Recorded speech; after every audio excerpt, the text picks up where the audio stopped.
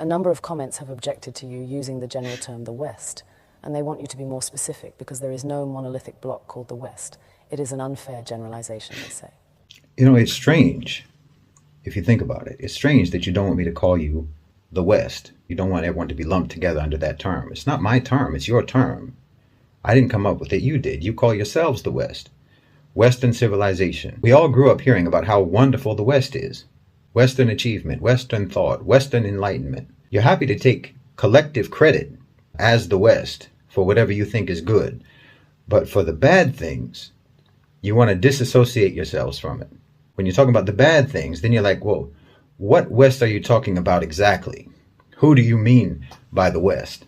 The way you people tell the story, people like Douglas Murray or Jordan Peterson or Sam Harris or Richard Dawkins or Hitchens, Christopher Hitchens, all these types, you would think that every European on the continent participated in painting the Sistine Chapel. Everyone painting in shifts. All of you collectively invented penicillin, from the telephone to airplanes, from the cotton gin to the microchip. You all did that as one gigantic team effort. We, the West, abolished slavery. We, the West, gave women the right to vote. We, the West, developed modern technology. You like being called the West then, but just bring up just one of your innumerable atrocities, and then everyone starts looking around. Who, me? Oh, you must have me mistaken for some other person, some other West. Shaggy. It wasn't me. My forefathers didn't own slaves. My forefathers didn't slaughter the Native Americans. My forefathers were just poor, innocent peasants. I have nothing to do with it. Innocent as can be. You want to take collective credit, but you want to individualize blame. But you'll say that Isaac Newton, for example, is a product of the West. Michelangelo was a product of the West. Mozart was a product of the West. Leonardo da Vinci, Thomas Edison, Steve Jobs, they're all products of the West. But somehow your villains are all bastards, illegitimate children that you don't want to claim. No, Hitler was your child. King Leopold was your child.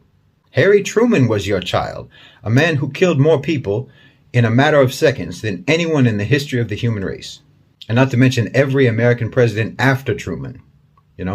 From the Korean War to Vietnam to the dirty wars in Central and South America to Panama, the first and second wars in Iraq, Somalia, Afghanistan, Libya, Syria, and before Truman. I don't think that the United States has had a single decade in its history when it wasn't slaughtering some people somewhere in the world. These are all products of Western civilization too. But anytime these crimes get brought up, you deny collective responsibility. I mean, if I try to list all of your crimes, I can't even remember them all. But if I try to list just the ones that I can remember, your battery will die before I can even properly get started.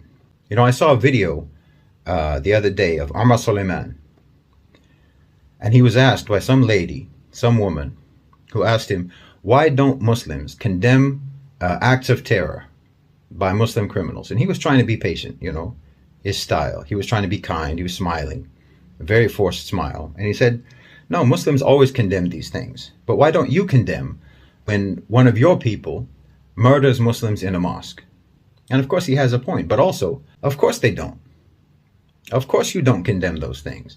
You've got statues of Winston Churchill, who starved millions of Bengalis and who used poison gas on the Kurds.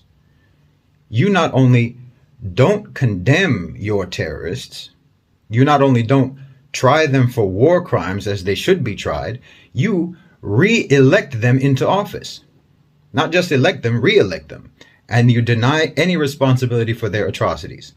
No, if you want to be called the West, when it comes to any positive achievements, then you have to accept being called the West for all the full catalog of inhuman, vicious, genocide, murder, rape, torture, bigotry, exploitation, oppression, assassinations, coups and subjugation, evil and brutality, all that your people have ever committed. That's why I always say Western civilization is a sarcastic term, because you never civilized. And, we made cool stuff is not a defense. Your approach to morality is let's not and say we did. Let's not be moral, but say we are. You think that righteousness is denying the evil you do, not stopping yourselves from doing the evil. As long as you say you don't do it, or you call it something else, then somehow you're not evil when you do evil, as long as you don't admit it. It's upside down world. Every day is backwards day in the West. Bad is good, wrong is right. It's no surprise that you think that a person should be called whatever pronoun they self-identify as, because that's what you've always believed. That's what you've always done. You self-identify as virtuous, as moral, as righteous, freedom-loving, tolerant people, even though you have never been that, and no one in the world sees you as that, but still you insist that that's what we call you. You insist that we deal with you as if that's what you are. You've always believed that the whole world should participate in your self-delusion. So of course you came up with this idea that a man should be called a woman and treated as a woman if he believes that that's what he is, or a woman a man. This isn't new with you. It's always been the way you believed. It's always been the way you functioned in the world. That you believed that you had the right to defy objective reality, and that your own victims had no right to define you. No matter what, you insist on your own blamelessness.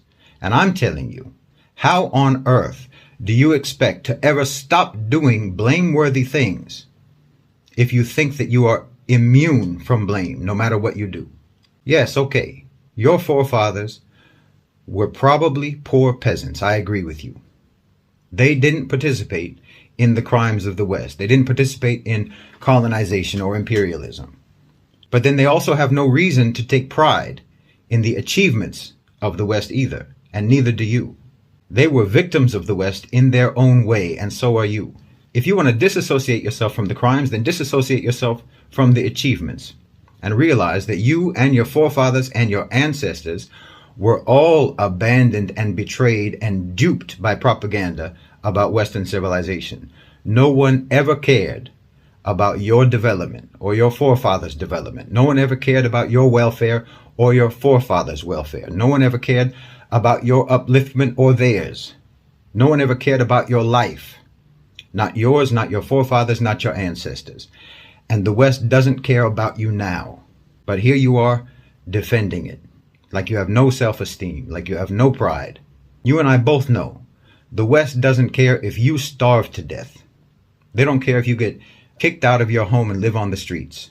If you spend the rest of your life drowning in debt, they don't care. If you fry your brains on drugs, they don't care. And if you decide that life is too hard, they'll help you kill yourself. That's the West. And that's what the West thinks of you. The West didn't raise you right because you don't matter to the West. They don't care if you have knowledge. They don't care if you have an education. They'll pass you on up to the next grade whether or not you can read or write, because you don't matter. Every day of your life, your civilization all around you is shouting at you in a million different voices that you don't matter. You're just a replaceable cog in the machine. Everyone in the West is regarded as disposable by the West, and still you defend it as the pinnacle of human refinement. You need to break that spell because you're living in a trance of propaganda that's all designed to keep you oblivious to your own humiliation. But then you'll get mad at me for trying to tell you to break that spell, to break that trance. You'll get mad at me because I'm trying to tell you that you need to stop being humiliated. You need to stop aligning yourself with the ones who are humiliating you. You need to stop aligning yourself with the ones that were humiliating your forefathers and that are humiliating you now. And you're going to get mad at me. But you don't disassociate yourself. I'm supposed to disassociate you from them, but you're not. Why should I disassociate you from the West when you don't do it yourself? I'm trying to tell you that you need to break the trance. I'm trying to tell you that you need to break out of the propaganda. You need to break out of the indoctrination. You need to break out of the programming. But you're going to get mad at me for telling you that. And you want to hold on to the programming. You want to hold on to the indoctrination. And then while you're holding on to it, I'm supposed to separate you from the indoctrination that you're holding on to. So how are you supposed to change?